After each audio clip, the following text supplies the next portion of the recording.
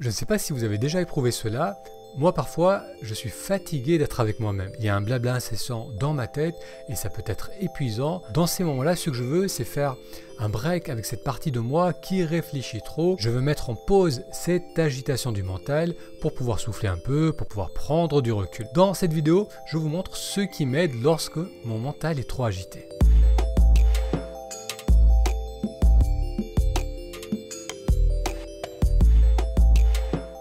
Moutassem, amour avec vous. Dans cette vidéo, on va voir comment faire un break avec soi-même, comment prendre la distance avec certaines pensées récurrentes. Première étape, c'est de s'écouter vraiment. Les pensées, ces paroles qui occupent notre tête, la plupart du temps, elles ne sont pas très claires. C'est comme un bruit de fond, une conversation dont on ne perçoit que quelques paroles ça et là. À quoi tu penses ? Si je vous pose la question maintenant, à quoi tu penses ? À quoi tu penses ? Vous allez certainement me dire que vous êtes en train de penser au contenu de cette vidéo, mais il y a aussi peut-être d'autres pensées en arrière-plan, des pensées par rapport à des événements passés ou à venir. Ça peut être des sujets légers, comme qu'est-ce que je vais manger après, ou bien des sujets plus profonds, plus conséquents, comme pourquoi je me sens bloqué dans ma vie. Très souvent, le mental, c'est comme une radio qui est allumée, mais que l'on n'écoute pas réellement. Eh bien, la première étape consiste à vraiment écouter les paroles émises par votre cerveau. Pour cela, il faut tendre l'oreille de l'esprit, il faut être pleinement présent avec nos pensées. Moi, ce qui m'aide, c'est de compter mes respirations. Plusieurs fois par jour, dès que j'y pense, je fais une série de 5 respirations et je compte chaque mouvement du souffle, c'est-à-dire en inspirant, je dis mentalement 1, en expirant, je dis mentalement 2, inspire 3, 4 à l'expire, et ainsi de suite jusqu'à expire 10. Donc ça fait 5 respirations. On va compter chaque inspiration, chaque expiration de 1 jusqu'à 10. Et d'ailleurs cet exercice est disponible en audio si vous souhaitez le faire et vraiment comprendre comment ça fonctionne. Et il vous suffit d'aller sur le lien taméditation.com, lien que je vous mettrai dans la description.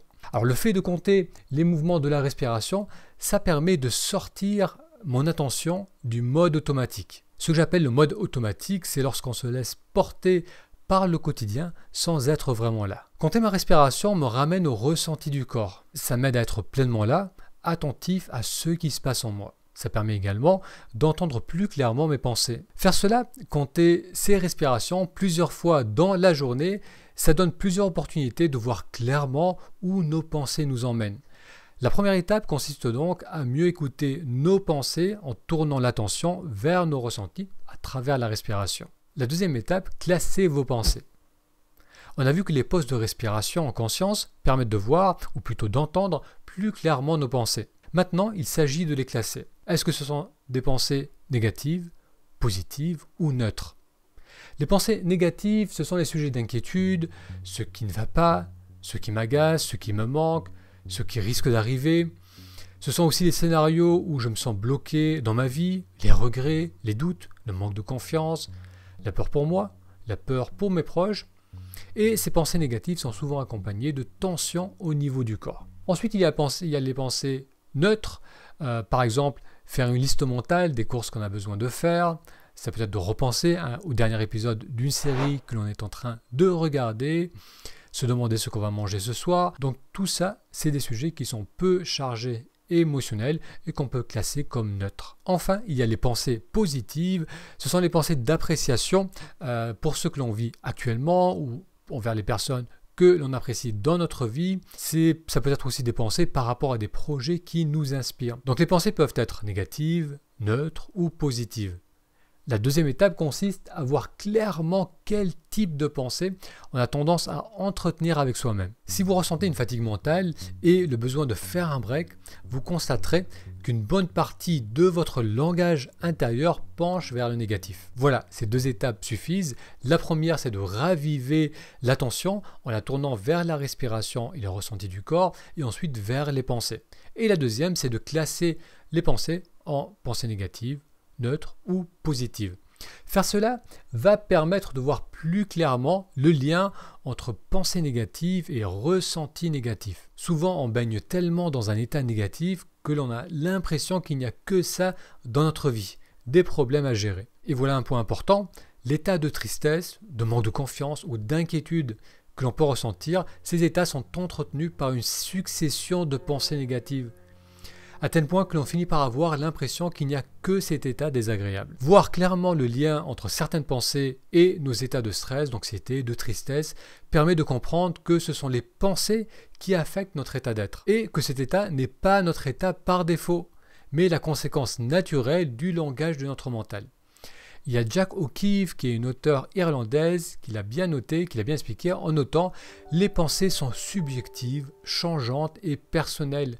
Laissez bouger ce qui bouge. Elles arrivent et s'en iront. Elles sont aussi infiniment subtiles et si vous les entretenez comme réelles, elles vous bloqueront dans le drame de votre histoire personnelle. » La beauté de ce processus en 2 étapes que l'on vient de découvrir, c'est qu'il suffit simplement d'amener plus de conscience, de vraiment observer ce qui se passe en soi, donc en commençant par la respiration, par les ressentis du corps qui respire, et ensuite en observant nos pensées, et ça va suffire à limiter les mécanismes qui nous font du mal. Lorsque l'on intègre à travers l'expérience le lien entre pensée négative et mal-être, on va avoir alors tendance à naturellement diminuer les pensées négatives. Personne n'aime souffrir. Lorsque je vois clairement la source de ma souffrance, je vais arrêter de me faire du mal. Et c'est ça qui va nous permettre de mettre en pause cette partie en nous qui se focalise uniquement sur ce qui ne va pas. Ce break va permettre un moment de répit, une prise de recul, qui va nous aider aussi à voir davantage le positif dans notre quotidien. Pour récapituler, faites des pauses, respirez, ressentez le corps qui respire, puis demandez-vous à quoi étais-je en train de penser, ou bien simplement observez les pensées qui vont émerger. Sont-elles négatives, neutres ou positives? Ressentez aussi votre état émotionnel à ce moment. C'est tout. Simplement observez avec présence et vous verrez que vous allez naturellement diminuer les pensées négatives, affectant de la sorte votre état d'être et votre capacité à ressentir à nouveau de la joie. À la semaine prochaine.